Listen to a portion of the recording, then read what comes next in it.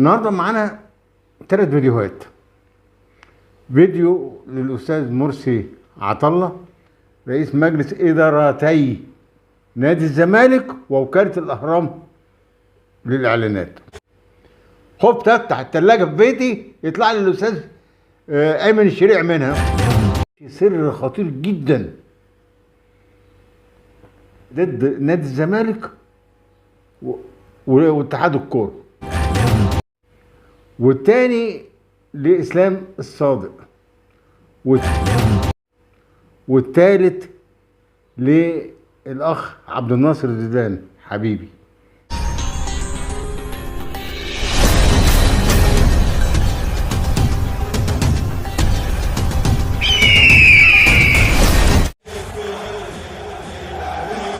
السلام عليكم ورحمة الله وبركاته. برحب بحضراتكم في قناتكم الأهلي وطن سبورت. حضرتك إذا كانت دي أول مرة بتشاهد القناة يا ريت حضرتك تشترك بالقناة وتفعل زر الجرس على الجميع أو على الكل علشان يوصلك كل منشور لكل فيديو ننشره أول بأول. وفضلا وليس أمرا تعمل لايك للفيديو عشان يوصل لكل المشتركين معانا. على بركة الله نبدأ الفيديو. النهارده معانا 3 فيديوهات. فيديو للاستاذ مرسي عطله رئيس مجلس ادارتي رئيس مجلس ادارتي نادي الزمالك ووكاله الاهرام للاعلانات، والتاني لاسلام الصادق، والتالت للاخ عبد الناصر زيدان حبيبي. الاول الاستاذ مرسي عطله بيرد على الاخ نيدو. مع احترامنا للاشخاص، انا ما اشخاص احترامهم ووضعهم الاجتماعي والكلام ده على دماغي من فوق. يعني انا طبعا بعيب عليه حاجات كتير قوي من يوم الفيديو بتاع هو حازم امام ومجدي عبد الغني، لان ده مش المهم. ده بيرد عليه ابو يعني اللي عامل ديل حصان. هو عامل ديل حصان وعامل تاتو، وشو دايما يفتح صدره عشان يبين التاتو.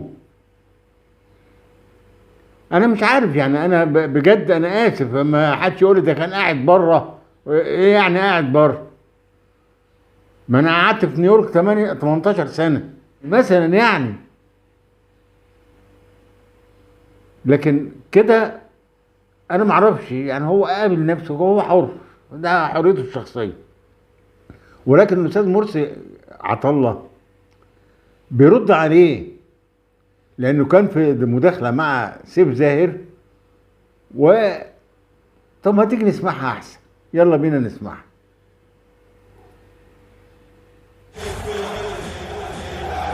حضرتك والكابتن حسن حمدي في مؤسسة واحدة، وحضرتك على كرسي نادي الزمالك وهو على كرسي النادي الأهلي، هل ده كان بيجمعوا نوع من المناوشات أو يعني الهزار، ولا ما كانش فيه حديث في الكورة؟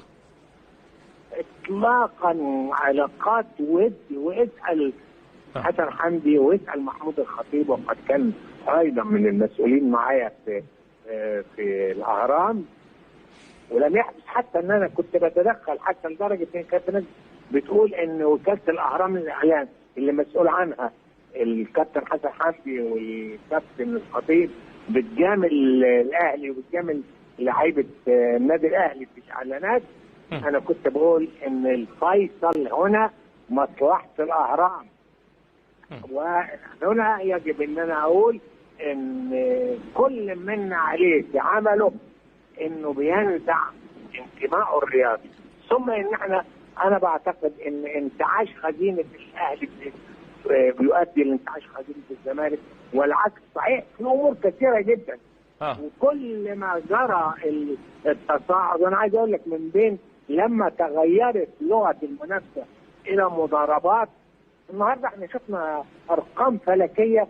ما اعتقدش يعني، هو انا طبعا يعني اعتبروني دخيل على الوسط الرياضي لما بتكلم، لان انا خارج اللعبه حاليا.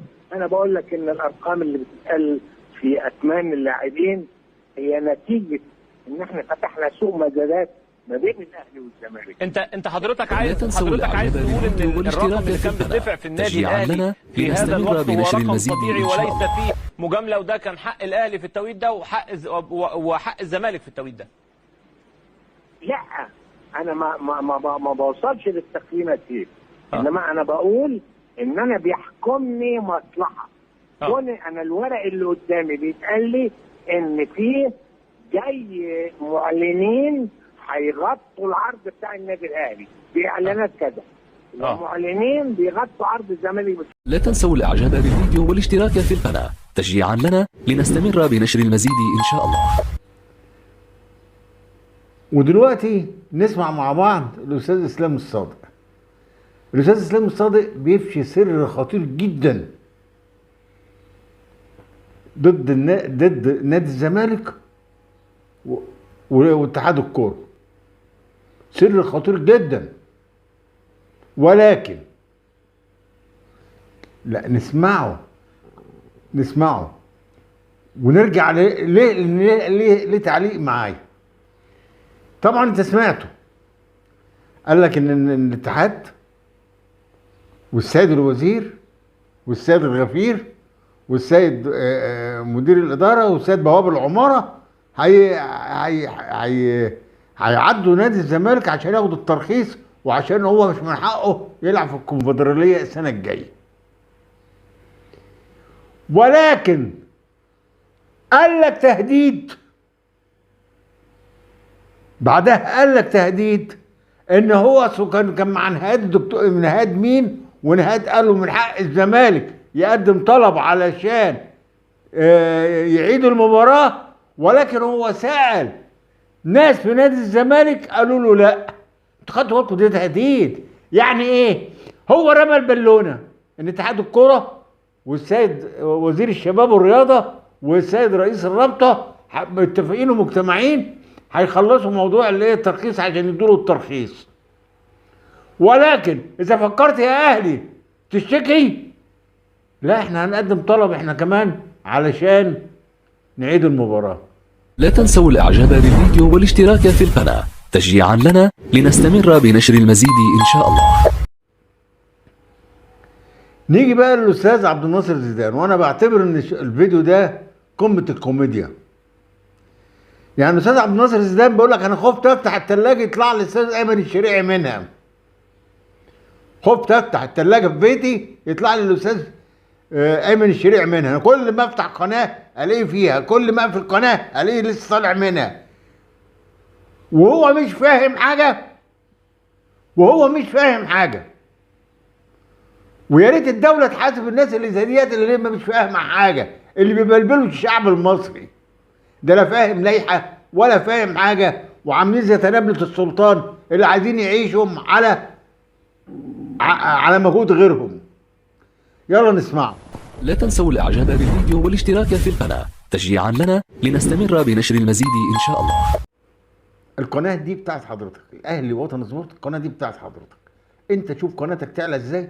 هي بتعلى باللايك وبتعلى بالاشتراك، وده اكتر حاجه انا بطلبها. مفيش اكتر من كده، لا بطلب دعم ولا اشتراكات ولا بطلب هدايا ولا بنطلب الكلام ده خالص، لان الحمد لله يعني الحمد لله. فحضرتك يا ريت حضرتك لو ما كنتش اشتركت بالقناه تشترك بالقناه وتفعل زر الجرس، وفضلا وليس امرا تعمل لايك للفيديو، يوم هيوصل لغير حضرتك، يوم ينتشر. ده كل اللي بطلبه من حضرتك، ومستني تعليقاتكم ما تنسوش. يلا، السلام عليكم ورحمه الله وبركاته.